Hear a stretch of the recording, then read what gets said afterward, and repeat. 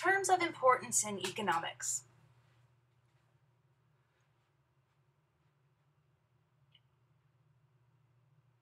Term 1. The invisible hand.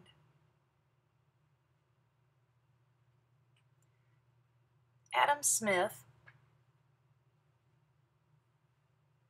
wrote An Inquiry into the Nature and Causes of the Wealth of Nations, a book also known as just The Wealth of Nations. Adam Smith writes about this term, the invisible hand.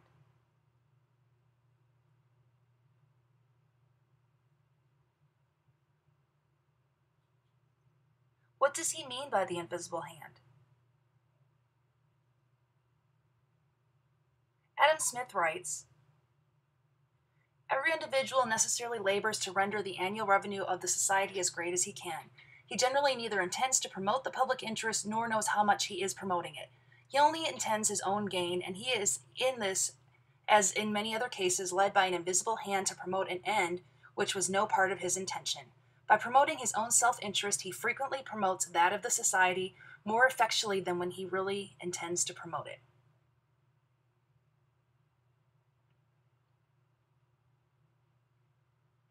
In other words, every individual tries to become wealthy, intending only his own gain. He exchanges what he already owns or produces with others who value what he has to offer. Through this exchange, the public interest is advanced. A teacher tries to make a living while at the same time helping society as a whole. An entrepreneur tries to make a profit while at the same time trying to sell society what they want. Both parties benefit. This is the invisible hand at work.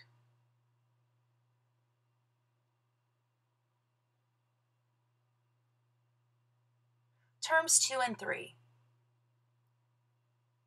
Microeconomics and macroeconomics. What is the difference between microeconomics and macroeconomics? Microeconomics is the study of how individuals and firms make decisions based upon relative prices. Macroeconomics is the study of the economy as a whole. Why do economists disagree?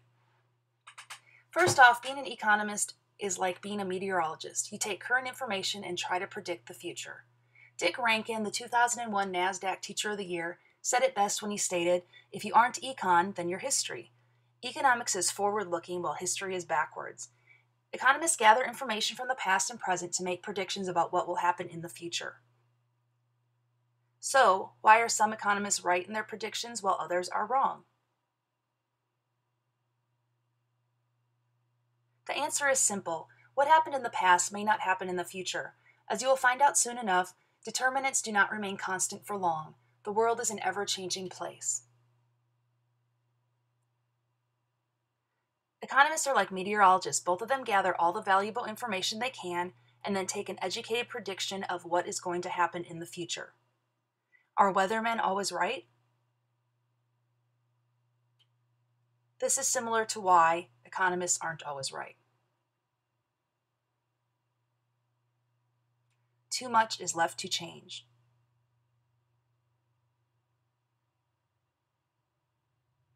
Term 4. Post hoc fallacy.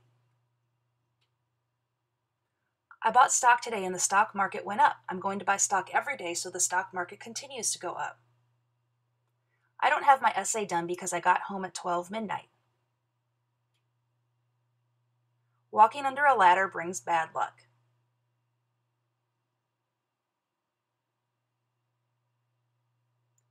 I bought stock today and the stock market went up. I'm going to buy stock every day so the stock market continues to go up.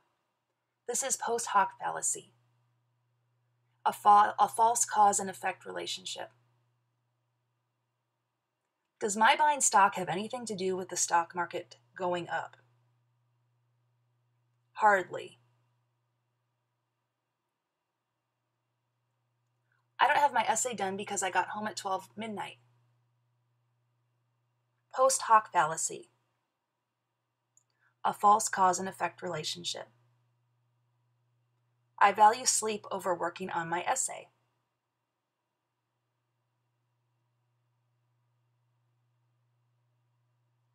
Walking under a ladder brings bad luck is also post hoc fallacy, a false cause and effect relationship.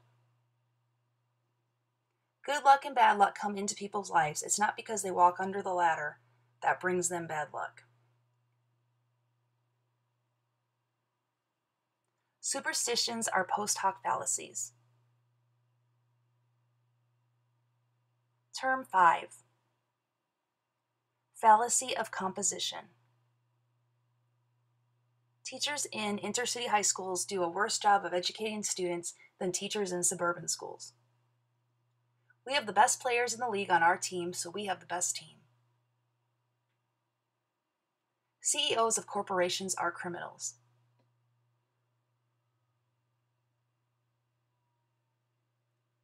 Teachers in inner-city high schools do a worse job of educating students than teachers in suburban schools. Fallacy of composition. What is true of the part is not true of the whole.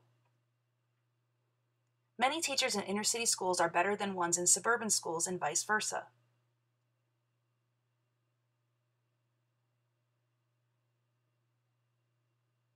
We have the best players in the league on our team, so we have the best team. Fallacy of composition. What is true of the part is not true of the whole. All because the best individual players are on one team doesn't mean that it's the best team. CEOs of corporations are criminals. Fallacy of composition. What is true of the part is not true of the whole. All because some CEOs are criminals doesn't mean all CEOs are criminals. Term 6. Normative economic statements. Term 7. Positive economic statements. Normative economic statements are economic statements based upon opinion. A police chief in a major city stated, "There's less heroin coming into the city. This means there should be fewer drug-related crimes in the city." This is a normative statement. Positive economic statements are statements about economics that are based upon scientific fact. There's less heroin coming into the city, which will drive up the price of heroin, thereby increasing drug-related crimes. That is a positive statement.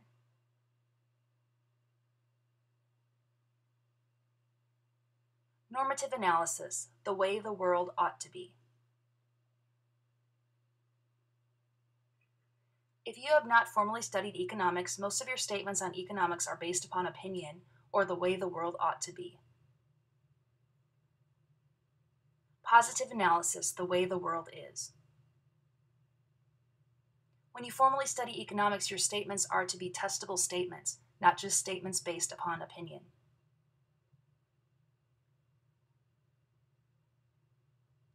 Know these terms.